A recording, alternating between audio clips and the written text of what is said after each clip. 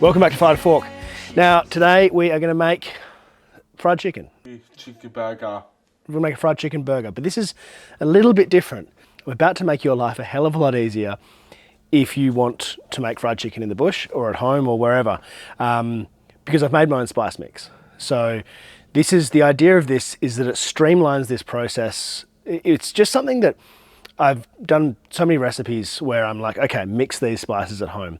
And I do think that's a really good idea, but I also know that buying 15 spices usually comes to about 25 bucks, 30 bucks. And it's not always the best use of money, space, all that kind of stuff. It's a bit of a screw around, particularly when there's like one spice heavy, like do I need one bag of that, 2 bags of that, and then half a teaspoon from another thing of spice that you're not going to use for the next 5 years. Also, when you do your own spice mixes, I find they come out cakey, as in you put them in your car, you leave them there for a month, and they just cake together and everything is stuck and they're not useful. They just become a brick. So, worked with Osprey, and this is a fried chicken recipe that Sam and I have been working on for, we started working on it in 2019. It's been adjusted constantly since then. So it's 5 years and I'm pretty happy with it. Anyway, first things first, let's get some chicken in some buttermilk. Just thinking I wish I had a big container, Tupperware container, and I think I do. Yes, I do. There we go. Empty OXO one, good. I was gonna put some rice and flour and stuff in these, but I'll leave that in the bag for now, because I've got to marinate all this chicken, even though it's way too much for me, because we're having it for dinner tonight at home. So these are skin-on chicken thighs. We'll probably go in half, because that's pretty big. Filleting knife. For cutting just meat, filleting knives are the best. Even just use your normal fishing one, but clean it. There we go. Keep the skin on. The skin adds so much flavour in fried chicken.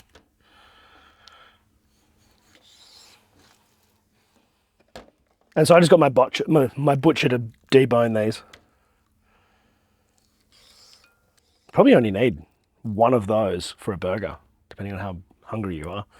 Buttermilk, you probably want, so this is about 1 kilo of chicken, probably want a cup.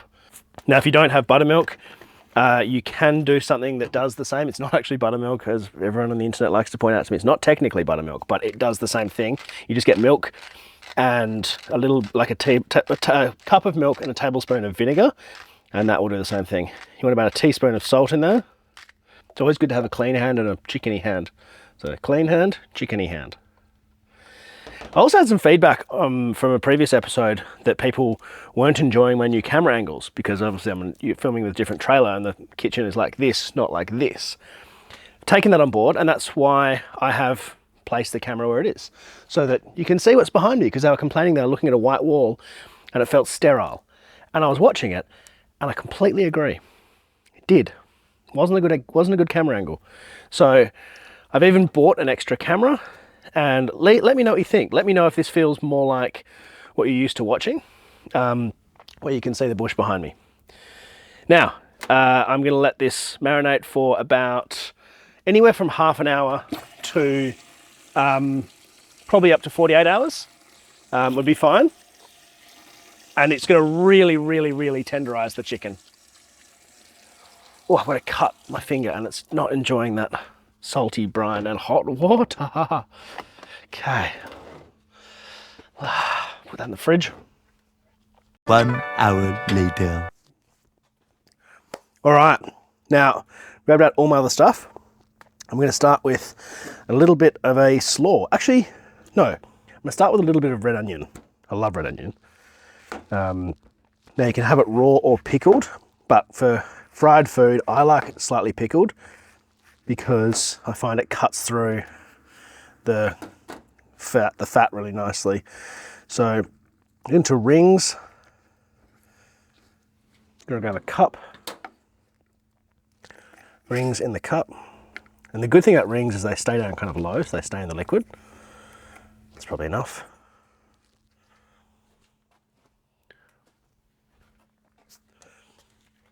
The tiny bit of vinegar I have left. think I've got some rice vinegar somewhere, but this will do. A little bit of sugar. So like maybe a teaspoon.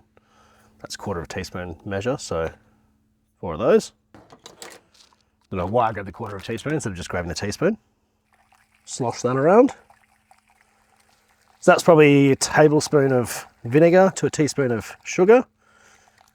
And I've got a tiny bit of water in there. Maybe a tablespoon of water. And some salt. Half teaspoon of salt. A little bit of pepper. I'm making this up as I go.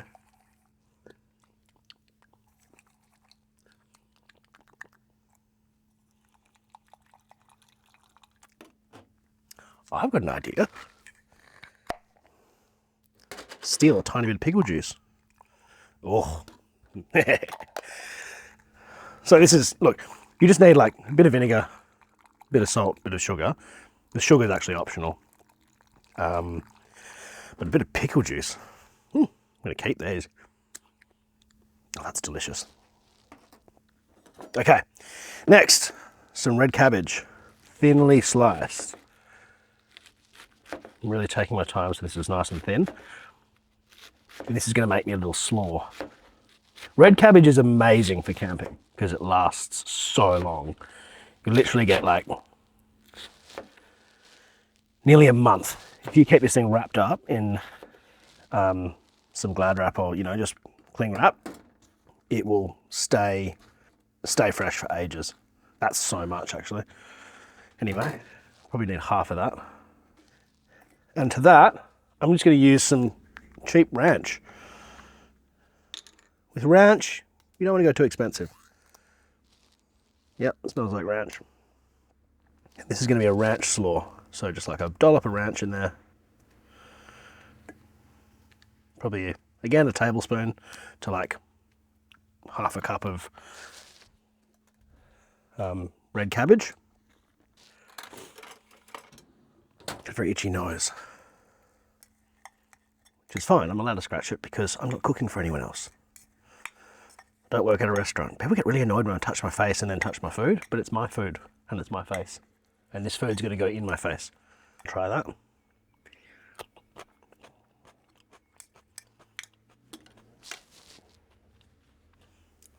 It's sweet, creamy.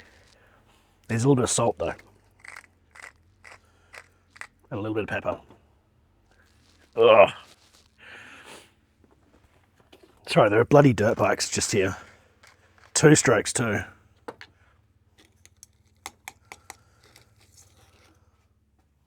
Come here, Fred. Don't touch the bikes. Come here. Now, let's get ready to make this chicken. So, plain flour. The ratio is 1 cup of flowers, plural. I brought you flowers. To 1.5 tablespoons of my Harry's fried chicken spice. So, half a cup of normal flour.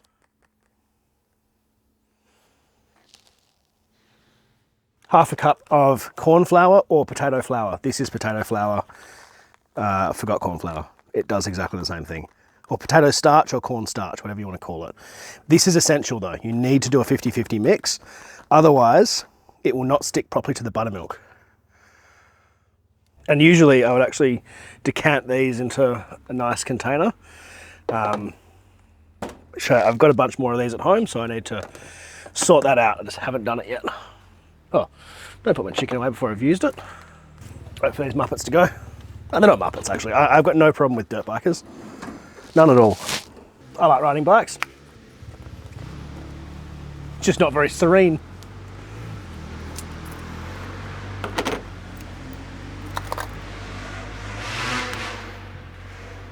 Okay, now 1.5 tablespoons.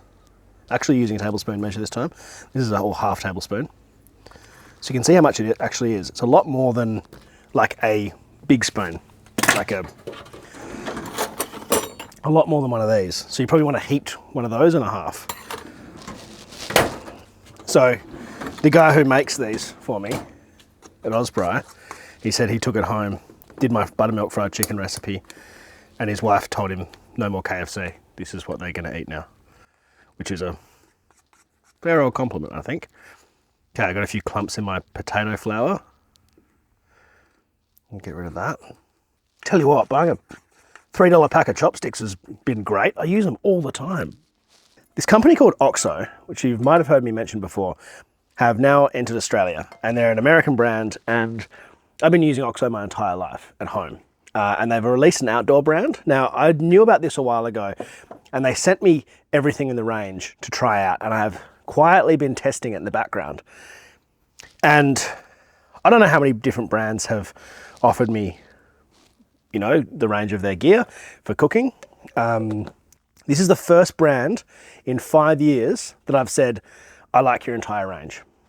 And that's, yeah, I'm so impressed. So this is the little 8-inch skillet they've got. But I'll show you the party piece. This handle. It's entirely metal. The mechanism is metal. It's just a metal spring and a metal handle and a metal pan.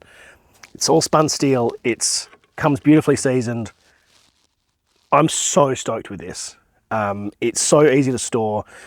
It works well on the fire. It's really, really well made. OXO is like a proper premium brand. If you don't know it, it's a really, really premium brand. And yeah, so they asked if I wanted to be the Australian ambassador, and I said yes. And that's the first time I've done that.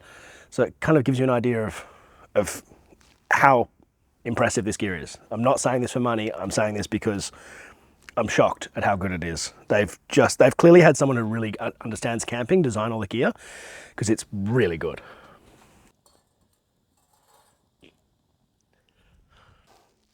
Just little things like their spatula is like big and fat and stainless steel and has a really nice chamfered end. You can use it for smash burgers. It fits into everything nicely. It's got a good angle. It's all the little things. They've got really good scrubbers, particularly this heavy duty one. Like, it's just, I don't know. I've been using a bunch of it, and I'll show you it bit by bit. But so far, I'm just very, very, very impressed by it.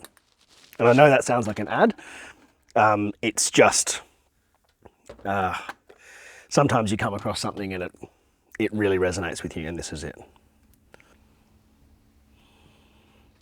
Okay. I think just one patty. So you notice I didn't try and drip any of that buttermilk off. I want it in there. The more buttermilk, the better. In fact, you can even like do that, because you want lots of little craggly bits of flour and spice and stuff in there. You want to get it into any little crevice. And once you're happy that it's all coated, you can just leave it. We'll go and check on the oil. Okay, something wooden. It's not fizzing yet. Oh, kind of fizzing over here. Make sure that's more central then. It's so good having a little pan for this.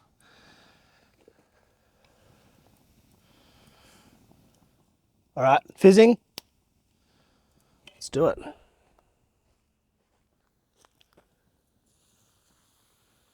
So it doesn't have to be fully submerged, just half is fine. And I'm going to keep that little bowl of flour too, because that's going to be used for my dinner tonight. It's a day of chicken burgers, and that's a good day.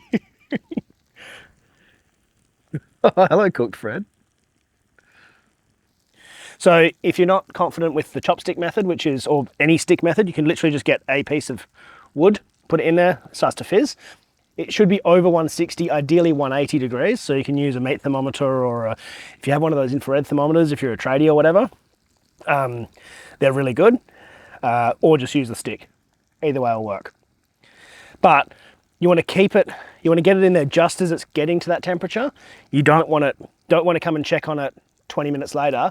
And if your oil is smoking, it's too hot and it's burnt, and you should really get rid of it.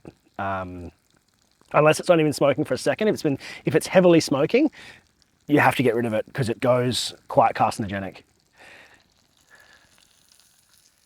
Flip it. No, it's been about, I don't know, 2 minutes between flips, and you want to get it all nicely browned. So it's about 2/3 submerged in oil. But if you're doing single serve like this, or one at a time like this, to use less oil, use a really small pan or a wok. Woks are great because obviously they're tapered, so you don't have to fill the whole thing up. Whereas if you're trying to fill a big fry pan up with oil, you use a lot more oil. Okay, so while I'm waiting for that to cook, I'm just going to brown this bun up a little bit. When you're using these, put the little protective seal back over the top. That keeps the moisture out of it, make sure it doesn't clump. Because this has some anti-clumping stuff, anti-caking agents in it, which are totally non-harmful. I think this is vegan and gluten-free, I believe. It's not that useful as a vegan thing, unless, I guess you could do deep fried tofu or something. But the gluten-free thing's good because this works perfectly with gluten-free flour. So you use corn flour, use the gluten-free corn flour, and use gluten-free buns, obviously, and gluten-free flour from like Coles or whatever, and it's beautiful. Okay. A little bit toasted, nothing amazing.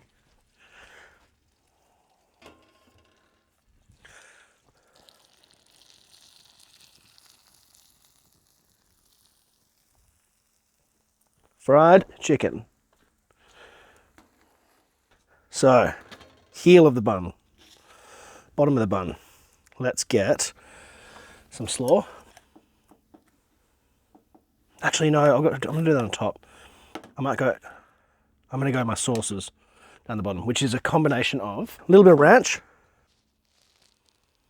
And so there's gonna be a spicy one coming out, a spicy version of this fried chicken mixture coming out, but at the moment it's the normal one. If you want to make it spicy, add spice to it. I actually have. This is a chili one. And a bit of Frank's Red Hot buffalo sauce, just because it's got a really nice tang to it. Get that. Get a bit of fried chicken. Make sure it's cooked. I don't think it's cooked. I think I cooked that a little bit too quickly.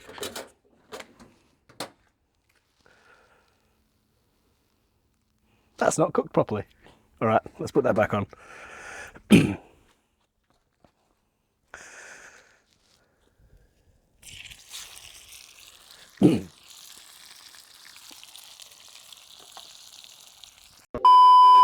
Well, it turns out when my main camera turns off, it doesn't make a noise. There we go, weird angles, but you get the idea. Now, burger time. Patty on here. Let's go slaw, red onion, pickled red onion, lots of pickles, lots of pickles. I'm going for the McClure sweet and spicy because I think they go really well with fried chicken. But just I find a sweeter pickle is good with fried chicken personally. It's just oh, I didn't put the cheese in. Yes, it's a Kraft single because that is what American cheese basically is. High melt.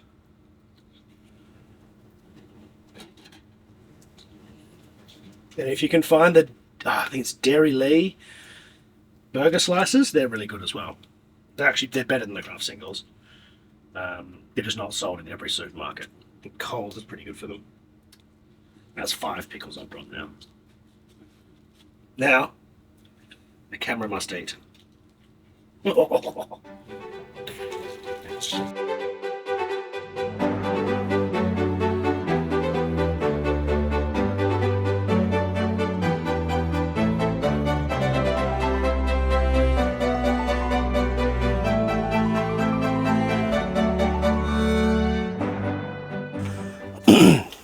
And yes, I did buy a little rotating thing on Amazon for my gratuitous B-roll because I saw it in another video and I thought it was cool and it was very, very cheap.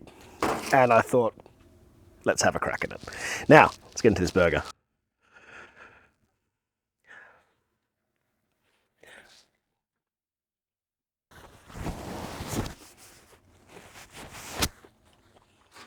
It's so tender. Oh, don't fall out on me, pickles. I need you. Hold on. I gotta get more of the ingredients.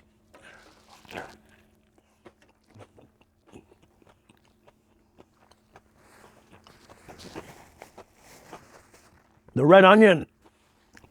The red onion and the pickles. That to me is what really makes it. It's what really elevates it from just a chicken burger. Spice mix, I've had it so much recently that it's just like, when I have other fried chicken, it tastes weird because I love this so much because it's designed by me, for my family. Toddlers eat it. Sam eats it. Everyone eats it. And my wife's celiac, by the way. Sam, my wife is celiac, so you can have it. Gluten-free flour. This spice mix. That's a bloody good burger. And I need to do the test.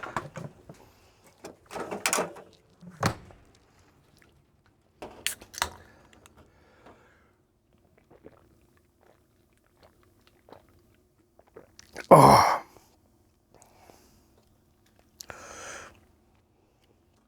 You know the answer. There's a reason that every pub menu has a fried chicken burger on the menu. It's also the thing I order in basically every pub. If I don't trust the food, I'll order a fried chicken burger because I usually can't screw up fried chicken. But you can also take average fried chicken is still decent. Great fried chicken is amazing. If you want to get some of this stuff, jump on the Osprey website, Awesome Spice, Harry's Fried Chicken. And if you like serving your stuff with chips, I highly, highly, highly recommend their all-purpose, I can't remember what it's called. I think it's just called Awesome Seasoning or something. It's the best everything seasoning I've ever used. And then for roast chicken, the Very Peri. Or this actually works really well on grilled and roast chicken, by the way. Just rub it on. The Very Peri is excellent on roast chicken, I think. There we go. That's all from me. I'll see you in the next one. I'm gonna smash this burger and this beer.